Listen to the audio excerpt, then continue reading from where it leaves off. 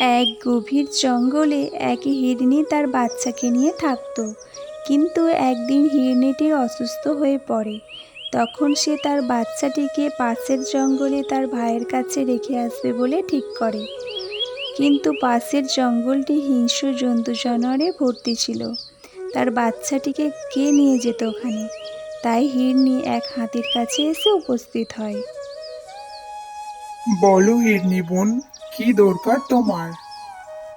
ভাই হাতি, আমি চাই তুমি আমার বাচ্চাটিকে জঙ্গলের ওই পারে আমার ভাইয়ের কাছে রেখে আসো। তুমি অনেক শক্তিশালী, তুমি এই কাজ অবশ্যই করতে পারবে। আমি? কিন্তু আমি তো ওই জঙ্গলে আগে কখনো যাইনি। দয়া করো ভাই, আমি শুধু তোমাকেই জানি। আমি মরে যাবার আগে আমার বাচ্চাটিকে কোনো সুরক্ষিত হাতে তুলে দিতে চাই। দয়া করো ভাই। ঠিক আছে, তুমি এত করে বলছো যখন, কাল ভোরের দিকে বেরোবো, যাতে জঙ্গলটিকে আলোর মধ্যে পার করতে পারি। ঠিক আছে? ঠিক আছে। ঠিক তখনই এক খরগোশ সেখানে উপস্থিত হয় আর বলে, আমিও কি যেতে পারি তোমাদের সঙ্গে? তুই যাবি? তাহলে তোর খেয়াল কে রাখবে? আমি আমার খেয়াল নিজেই রাখতে পারি, আর আমি আমার বন্ধুরও খেয়াল রাখবো। আচ্ছা ঠিক আছে, চল তাহলে।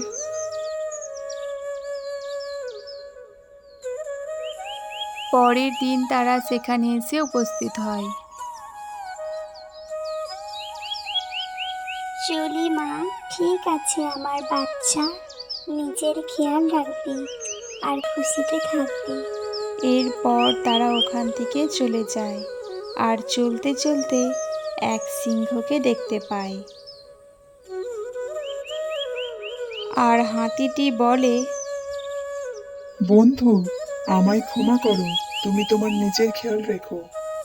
এই বলে হাতিটি ওখান থেকে দৌড়ে পালিয়ে যায় আর সিংহটি খরগোশটিকে আর হরিণটিকে দেখতে থাকে।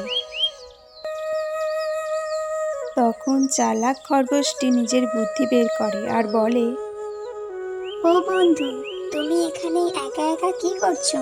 তোমার বাবা মা, তোমার পরিবারে অন্য হরিণের দল তোমার জন্য এই গাছের নিচে অপেক্ষা করছে। তাড়াতাড়ি চলো। হরিণের দল? আজ তো পেট ভর্তি করে খাবো। এই দুবলা পাতলা হরিণের বাচ্চাটিকে খেয়ে আমি কি করব? এই বলে সিংহটি ওখান থেকে চলে যায়। ধন্যবাদ বন্ধু, তুমি আজকে আমার জীবন বাঁচালে। তুমি আমার প্রকৃত বন্ধু।